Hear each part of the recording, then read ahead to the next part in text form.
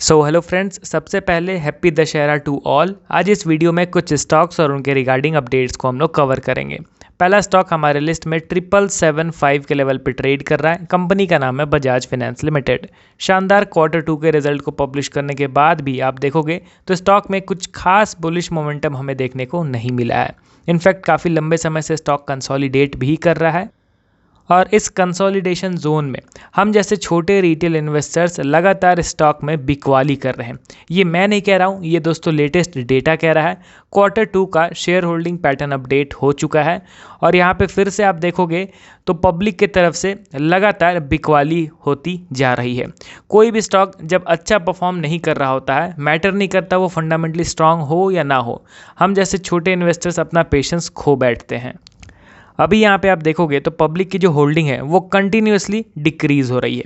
11.8% stake जून 2022 के quarter में था और वहाँ से आप देखोगे तो लगातार पॉइंट में ही सही मगर डिक्रीज ज़रूर हो रहा है। और इस लेटेस्ट क्वार्टर 2 के शेयर होल्डिंग में भी आप देखोगे तो 10.9% से घट के 10.5% हो गया है।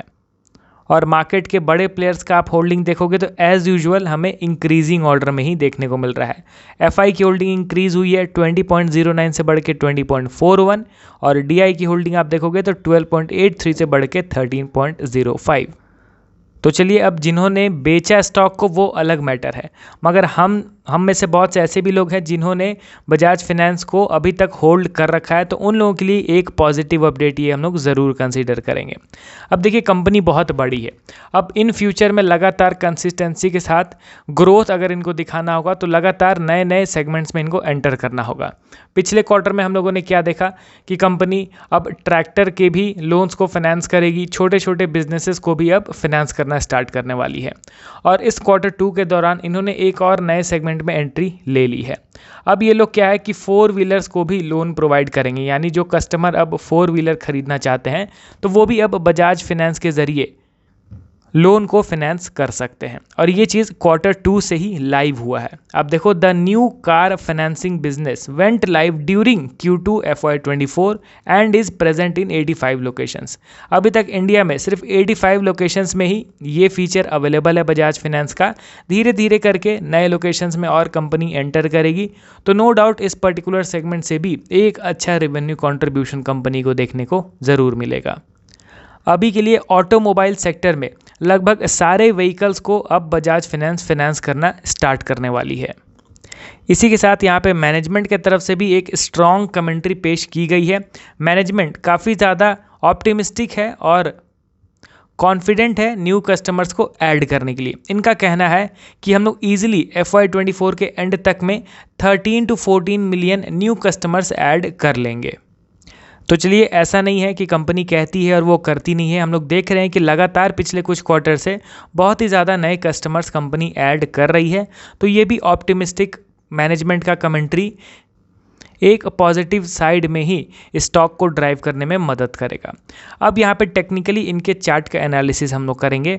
तो आप देखोगे दोस्तों कि जिस दिन कंपनी ने क्वार्टर 2 के रिजल्ट को पब्लिश किया था उसके बाद से यहाँ पे एक इंटेंस सेलिंग प्रेशर देखने को मिला और उसके बाद से पिछले कुछ 3 दिनों से कंटिन्यूसली स्टॉक एक ही लेवल पे कंसोलिडेट कर रहा है। अब यहाँ पे ये चीज़ डायरेक्टली एज्यूम किया जा सकता है कि अब यहाँ पे जो सेलर्स है वो समहाउ एग्जॉस्ट हो रहे हैं या फिर सेलर्स के प्रेशर लगाने के बावजूद बायर्स यहाँ पे लगातार स्टॉक को खरीद रहे हैं, इसीलिए यहाँ पे अब कंटिन्यूसली स्टॉक नीचे नहीं गिर रहा है। आप देखो, यहाँ रेजिस्टेंस से स्टॉक एक हैवी करेक्शन दिखाता है और करेक्शन के बाद इंस्टेंटली यहाँ पे हॉल्ट करने लग जाता है। मतलब यहाँ पे अब छोटे से करेक्शन के बाद ही मार्केट के जो बड़े बायर्स हैं इंस्टेंटली स्टॉक में पोजीशन बनाना स्टार्ट कर चुके हैं, इसीलिए यहाँ से फर्दर नीचे नहीं गिर रहा है। तो मेरे हिसाब से इस स्टॉक में एवरेजिंग तभी बनेगा जब एक अच्छा सा प्रॉपर ग्रीन कैंडल बन जाएगा। तो अब देखिए, यहाँ पे 3 रेड कैंडल्स बने हुए हैं। अगर प्रॉपर एक ग्रीन कैंडल ऐसा बनता है तो कुछ शेयर एवरेज किया जा सकता है। और अगर इन केस अगर मार्केट सेंटीमेंट नेगेटिव रहा, बैंकिंग स्टॉक्स नीचे गिरेंगे तो बजाज फाइनेंस भी ज़रूर गिरेगा और उस गिरावट में अगर ये 7654 के सपोर्ट लेवल को ब्रेक डाउन कर देगा तब तो और अच्छा बाइंग अपॉर्चुनिटी हमें क्रिएट होगा। देखिए, ऑलरेडी फंडामेंटल एनालिसिस हम लोगों ने कर लिया, रिजल्ट्स भी ताबड़तोड़ आ रहे हैं। अब अगर सही लेवल पे खरीदारी करने का मौका मिल जाए तो वो एक अच्छा गोल्डन अपॉर्चुनिटी हम लोगों के लिए रहेगा, जिसको हम लोग बेशक मिस नहीं करेंगे। तो अभी देखना है कि ग्रीन कैंडल फॉर्म करके ये स्टॉक ऊपर जाता है या फिर इसी तरीके से कंसोलिडेट करके रीसेंट सपोर्ट लेवल को नीचे की ओर ब्रेक डाउन करता है। अब हम लोग बढ़ते हैं अगले स्टॉक की ओर, जो केमिकल सेक्टर से बिलोंग करता है। करंटली 1335 के लेवल पे ट्रेड कर रहा है। कंपनी का नाम है clean science and technology limited. पिछले कुछ महीनों से आप देख लो स्टॉक अंडर परफॉर्म कर रहा है, लगातार कंसोलिडेट कर रहा है और बीच बीच में इनफैक्ट करेक्शन भी देखने को मिल जाता है। अब आपको याद होगा तो क्लीन साइंस ने ज़ोरों शोरों से एडवर्टीजमेंट किया था कि हम लोग हैल्स सीरीज़ में एंटर कर रहे हैं। इंडिया की एकलौती कंपनी ये बन जाएगी जो इस पर्टिकुलर केमिकल को मैन्युफैक्चर करेगी। अब यहाँ से हैल सीरीज़ का प्रोडक्शन बहुत ज़रूरी है, क्योंकि इस पर्टिकुलर सेगमेंट से ही अब कंपनी का ओवरऑल रिवेन्यू और प्रॉफिट के फिगर में हमें एक ग्रोथ देखने को मिल सकता है, क्योंकि ऑलरेडी इनके जो पुराने लेगेसी प्रोडक्ट्स हैं वो मैच्योर हो चुके हैं। अब और वहाँ पे ग्रोथ के लिए जगह नहीं बची है उन प्रोडक्ट्स में। तो यहाँ पे अब हैल सीरीज़ का चमकना बहुत ज़रूरी है। अब यहाँ पे देखोगे तो एक लेटेस्ट रिपोर्ट पब्लिश हुआ है जहाँ पे क्लियरली ये चीज़ मेंशन किया हुआ है, द कंपनीज लेगेसी प्रोडक्ट्स, यानी जो इनके पुराने प्रोडक्ट्स हैं, are mature and hence the success of Hal's portfolio is integral for growth. इनके ग्रोथ प्रस्पेक्टस के लिए हाल सीरीज़ का चमकना बहुत ज़रूरी है। और अभी हाल सीरीज़ जो है वो थोड़ा सा डीलेड चल रहा है। इनफैक्ट हाल सीरीज़ के लिए जो इन्होंने प्रोडक्शन यूनिट ओपन किया था वो अभी भी सिर्फ 50% कैपेसिटी यूटिलाइजेशन के साथ रन कर रहा है। क्यों? क्योंकि ओवरऑल ग्लोबली इस पर्टिकुलर केमिकल का डिमांड बहुत ज़्यादा नीचे गिर गया है और साथ ही पूरे वर्ल्ड में जो मार्केट की लीडर कंपनी है हाल सीरीज़ की, वो भी अपने प्रोडक्शन कैपेसिटी को इंक्रीज़ कर चुकी है। इसीलिए अब यहाँ पे क्लीन साइंस कंपनी को उतने ज़्यादा डील्स या फिर ऑर्डर नहीं मिल रहे हैं हाल सीरीज़ के लिए, इसीलिए इनका मैन्युफैक्चरिंग यूनिट महज 50% कैपेसिटी यूटिलाइजेशन के साथ रन कर रहा है। अब देखिए, मैं ऐसा नहीं कह रहा हूँ कि इनका हाल सीरीज एकदम फ्लॉप हो जाएगा। कोई भी कंपनी किसी नए सेगमेंट में एंटर करती है तो थोड़ा समय लगता है उनको वहाँ पे पकड़ बनाने में, और अभी यहाँ पे जितना समय लगना चाहिए उससे थोड़ा ज़्यादा डिले हो रहा है, ये तो हम लोगों ने देख लिया।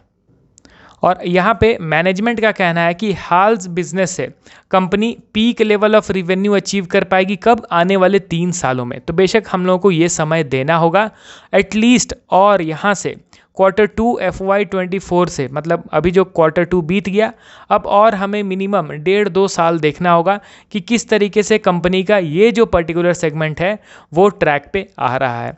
तो जब भी कंपनी अपने क्वार्टरली रिजल्ट्स को पब्लिश करती है तो वहाँ पे उनके कॉन्फ्रेंस कॉल को आप लोग ज़रूर रीड करो और वहाँ पे पढ़ो कि एक्चुअली में मैनेजमेंट क्या कह रही है अपने इस हेल्थ सीरीज़ के बारे में, क्योंकि अभी के लिए इनके ग्रोथ को और अच्छे तरीके से इंक्रीज़ करने के लिए ये पर्टिकुलर सेगमेंट का चमकना बहुत ज़रूरी है।